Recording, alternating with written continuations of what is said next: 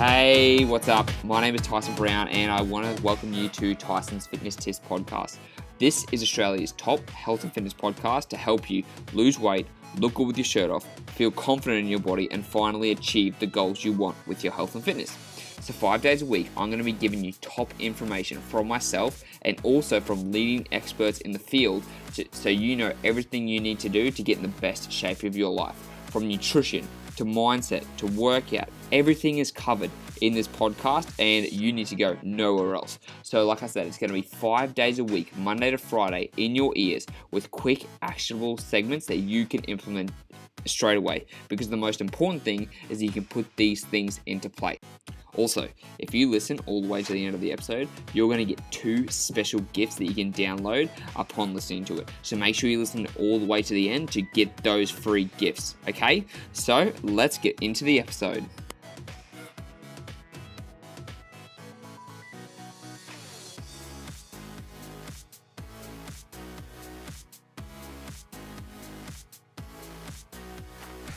We are going to be talking about the dieting prep list today.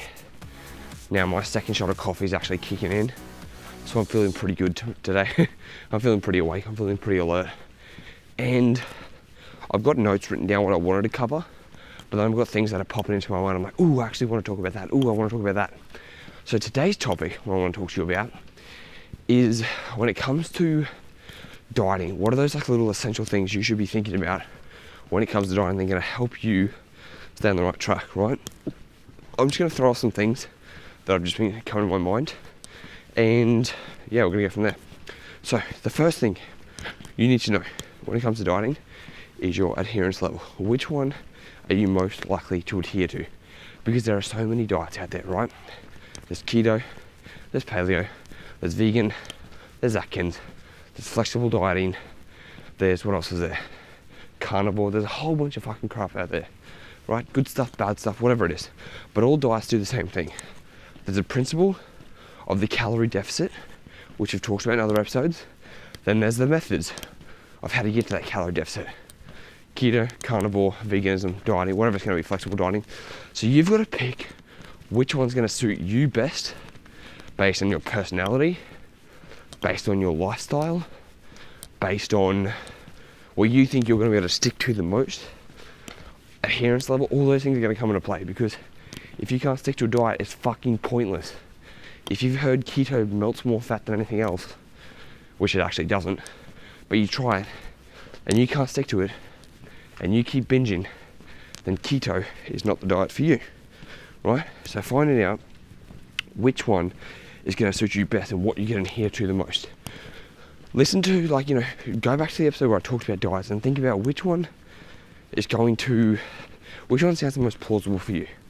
So for me, because I'm busy with clients in the morning, I can do intermittent fasting because I like to be productive in the morning. So I don't like to eat because that stops my productivity. I have to sit down and eat. So I'll try and be as productive as I can in the morning and then eat later on in the day. Plus I've also got clients in the morning, so I can't really eat. So I do intermittent fasting, but I also track my food because I like to be in control and have a huge appetite. So I've still got to track to make sure that I'm in a calorie deficit, right? So flexible dieting and intermittent fasting works best for me. For you, it might be keto. For you, it might be vegan, whatever it's going to be. Figure out what's going to work best for you and then follow that based on your adherence level. That's the first thing.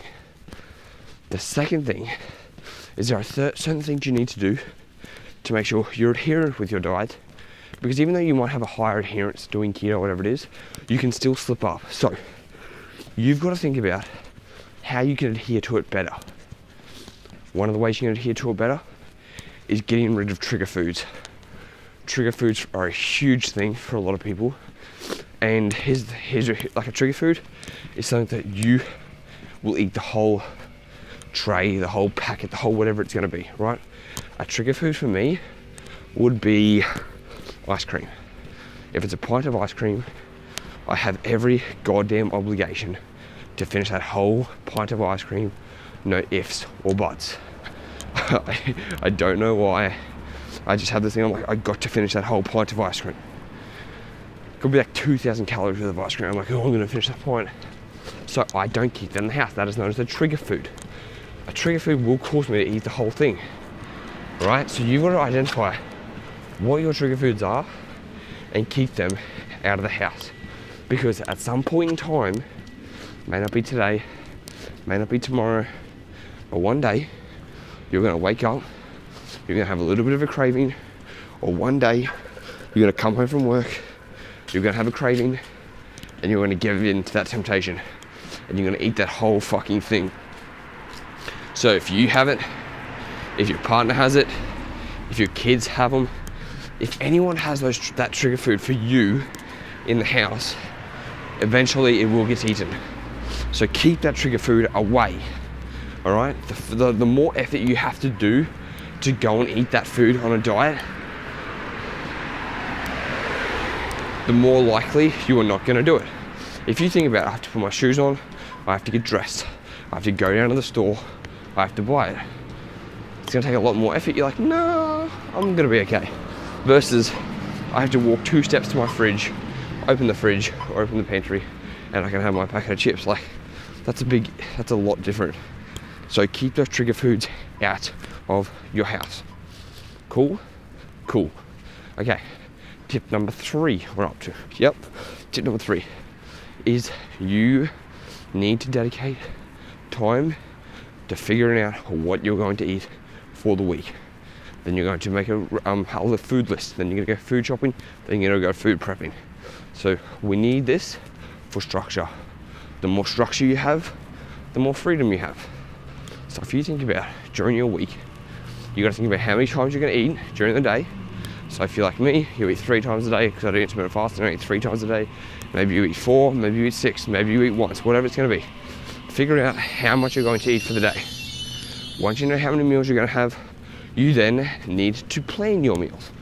What are you going to have for breakfast, lunch, dinner, for lunch, afternoon snack, dinner, whatever you're going to have? Think about what other foods you're going to have. Now, this doesn't have to be the same every time, but I would suggest every week you change it up, or every couple of days you change it up, but you don't want too much variety. The more variety you have, the harder it's going to be, because you have to constantly think of new meals, you have to constantly make new meals. It makes bulk preparing harder in a way, and it just takes a lot more effort. But if instead you're like, you know what, I'm only going to have, like for breakfast for me every single day, it is 1 apple, 2 Chobani Greek yogurts, and 2 stalks of celery. Sounds disgusting, tastes fantastic, because celery is very low in calories, doesn't have a taste, and it bulks up my meal, right? That's what I have every morning, Monday to Sunday. That's a lie, Monday to Friday. Saturday and Sunday are a little bit different, depending on where I go with my girlfriend, right? But I've got structure. I know what I need to have. So what I'll do is I'll create my meals. So breakfast, lunch is usually the same too. It's a serving of vegetables with, what did I have last week? Last week was chicken. This week I've got more chicken stir fry because I've got some soy sauce, and it'll just be nice and simple. A salad with some veggies, and actually it's very, very bulky. It's like lettuce, cucumber, then I've got these stir fry frozen veggies that I use for the stir fry chicken, so I've got a little bit of that in there, and that's for lunch. Afternoon snack will be, some days it's a bagel with higher protein cottage cheese, or some days it's a protein bar, so I alternate between those two. And then dinner will be, dinner sounds really weird, but this is just what I am. It's cottage cheese with casein protein powder, right? So cottage cheese, casein protein powder mixed into a pudding with a whole bunch of frozen strawberries. It's extremely filling. It's a low calorie, high protein dinner, and it tastes amazing. So that's what I have. So I keep it consistent, pretty consistent, Monday to Friday. The only days it changes is when I stay at my girlfriend's. I save myself more calories for dinner, so I won't have the protein bar or the bagel for a snack, so I have more calories for dinner, and then I'll usually sit down and eat with them most of the time, because they make pretty good options. They always have a protein source there. I'll skip out on the wraps or whatever it is, but that's basically how my week works. On the weekends, I have a little bit more flexibility, but I like structure Monday to Friday. I tell my clients to have structure Monday to Friday. why does structure matter so much? Because when you have structure, it's easier to go off. It gives you flexibility. Because let's say if you have structure and you set up breakfast, lunch and dinner, or whatever it's going to be, and you know you either hit your calories that you need, or you're still under your calories so you can have a little bit of extra just in case, or whatever it's going to be. You don't have to think extra about what you're going to have every meal. You aren't going to be sitting there at lunch and be like, oh, didn't pack lunch again, guess I'm going to have to fucking go and eat whatever and throw my diet away again. All these little things, all that mental fatigue that you've got to think about when it comes to dieting goes away because you've got structure. So plan out your meals, okay? After you plan out your meals, you make a food list. You make a food list of exactly what you're going to need. Now, why do you need a food list? Let's think about this. How many times have you gone to the shops and forgotten something? And like, fuck, like, oh, I can't make this, or I forgot this, or so, and it's very, very frustrating. And this actually happened to me and my girlfriend yesterday. So, the family was having tacos for dinner, and the mum asked us to get refried beans. And they're like, yeah, we got to go and get food anyways for the week. I was like, cool. So we went there, got our Greek yogurts, got our, what else did we get? Some fruit, got some wraps, got a whole bunch of stuff. And then we come back, and the one thing we forgot is refried beans for the mum. Now, the only reason we forgot it is because it wasn't on the list. The only reason we went down there was for the refried beans in the first place, because we didn't actually have to get anything, and my girlfriend wanted to prepare her meal for the week, so I was like, yeah, cool. But we forgot the fucking refried beans, the whole reason we went down there. And that would have been so avoidable if we created a food list. And so I want you to think about all the meals you're going to make for the week. How much are you going to need of that? You know, if you're going to have, like me, if you're going to have Greek yogurt every morning, I use two YoPros every morning, right? So I know I need 10 YoPros from Monday to Friday. If I'm going to have apples, I'm going to need 5 apples. I'm going to need, for lunch, I'm going to need about 2 kilos of frozen stir fry. I'm going to need 750 grams of chicken, you know, all these things. So I know that what I'm going to have is going to fit my macros. And I know exactly what I'm going to need to buy from the food shop.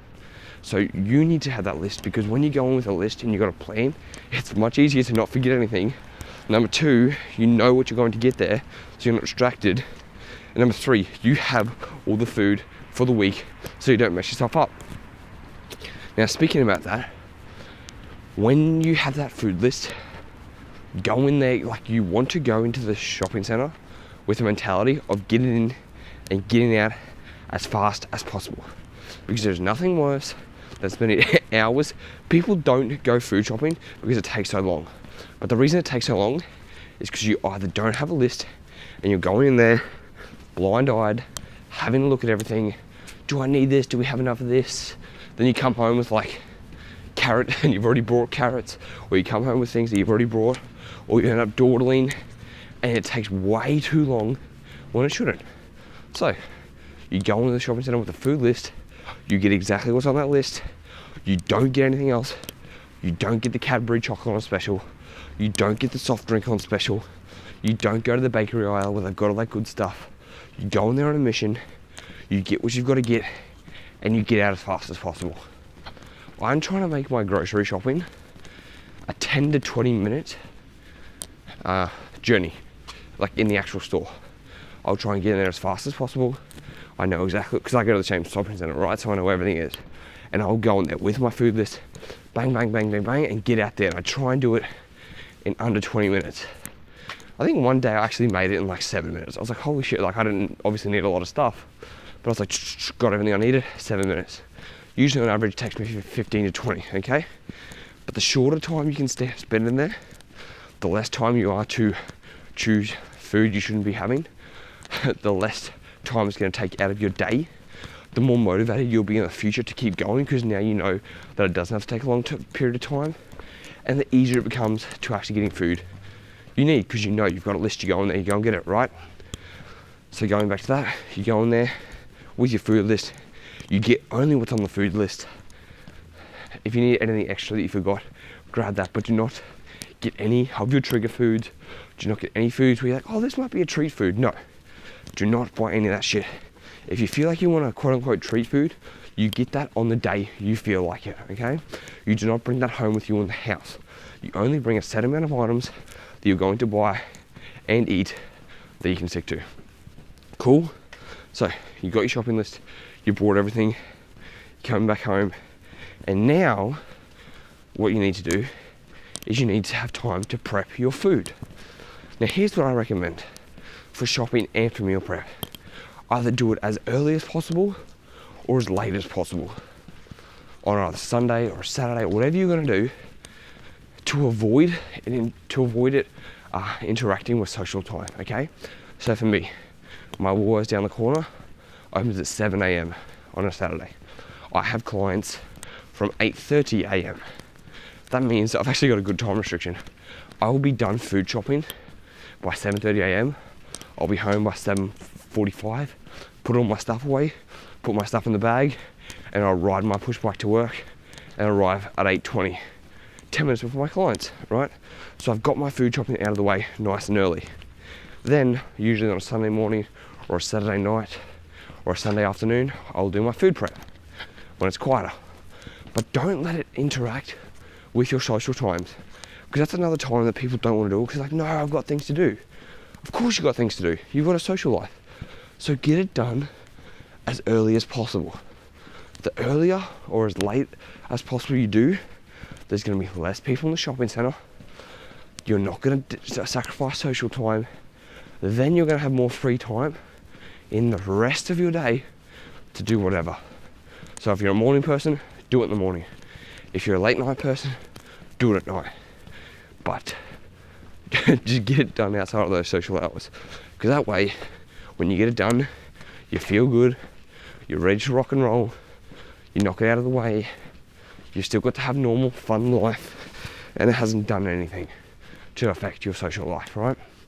Now, in saying that, I would also suggest, pardon me, I would also suggest when you're getting it done, you got to make it fun, right? Now, when I say fun, it's not like you're going to be loving meal prep, but it's like, put on some bangers, put on some music, put on Netflix maybe, like on your phone that you can watch on an angle. What else can you put on? A podcast, listen to this, whatever it's going to be, do something. It's going to make time go a little bit quicker. One of my clients, he loves to listen to music. When he does it, I personally like to listen to podcasts. Whatever it's going to be, find something. It's going to make it go just a little bit quicker that you can do. Now, again, in saying that, you can probably make your meal prep go a lot quicker if you buy things that don't take a lot of prep time. So for example, you're having Greek yogurt and apples in the morning. You can take your Greek yogurt and apple to work without doing any preparation and use the bowl at work, or maybe you have to put it in a container. But like, you've got the single serve yogurts in the tubs, doesn't have to be done with anything. You've got an apple, doesn't have to be cut up till the day. That's going to be fine. For lunchtime, if you choose frozen steamed fresh veggies, like those little frozen packets, take them to the work, you can cook it at work. If you choose to have a rotisserie chicken or tuna in a can, again, a lot of this stuff doesn't require a lot of meal prep, so it's actually going to be a shorter time investment if you do that too. So you always want to find little ways that you can quote unquote hack your meal prep so it doesn't take as much effort, but you can still get a good amount of nutrients and food. You can get those pre-cut salads, like there's so many options out there. So if you're looking to shorten your meal prep time, look for those quick options that are still going to help you with your goals of like eating healthy, but don't take a lot of time investment. And if you can do that, another awesome win. And they're going to be the big things. Like, if you can start working on those things first before anything else, and you slowly start incorporating that stuff, it's going to make your diet so much easier, right? So much easier. So think about that. If you pick a diet that you can stick to, keto, carnivore, flexible dieting like I do, if intermittent fasting, whatever it's going to be, you can pick something that you know that you're going to have a high adherence level to. It's going to make you losing weight a lot more easier. From there, you get away from those trigger foods. The reason you get away from trigger foods is because number one, it's hard to say no. Number 2, it's easy to blow out your diet. Number 3, apart from blowing out your diet, it's also going to be constantly tempting you and using your willpower. So you get away from the trigger foods, you have less of a chance to blow out your calories, so you have more of a chance to stay in your calorie deficit during the week. Then you start to prepare your food. You think about what meals you're going to eat for the week. You create a food list for those meals. You start to put it all together. So you're like, okay, I know I'm going to have this much structure, so I have this much flexibility. Or I'm going to have this much structure, so I don't need any flexibility, so I don't question anything. Once you've got all that in place, you then dedicate time, whether it be during the week or on the weekend, to meal prep and food shop. If you can do both on the same day, that's great. If you can't, no dramas. It's all going to depend on you and what's going to suit you best. So just start working on that stuff before anything else. You don't have to go balls to the wall and try everything. You just have to start out small and build up those little habits. So I hope this 2-part series was helpful. I actually didn't think this was going to turn into a 2-part series, but I'm glad it did because I got a lot out, a lot of information, and I know it's going to help you. So if this was helpful, and if you have any other questions, you know where to find me. It's on Instagram at Tyson the Trainer with 2 R's.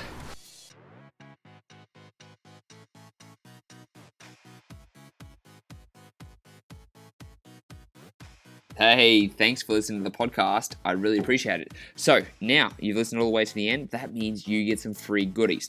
So what you can do is you've got 2 different options, or you can take them both. I've got an intermittent fasting cheat sheet and a high protein 20 recipe meal guide designed specifically for you in your situation. These meal plans and this intermittent fasting guide are designed to help you burn stubborn belly fat and get in the best shape of your life. So all you have to do is go to the show notes, click on the download link, and they'll get sent straight to your email address. It's as simple as that. They're completely free. They're gonna help you transform your body. So go to the show notes now and download your free guides, and I'll speak to you in the next episode.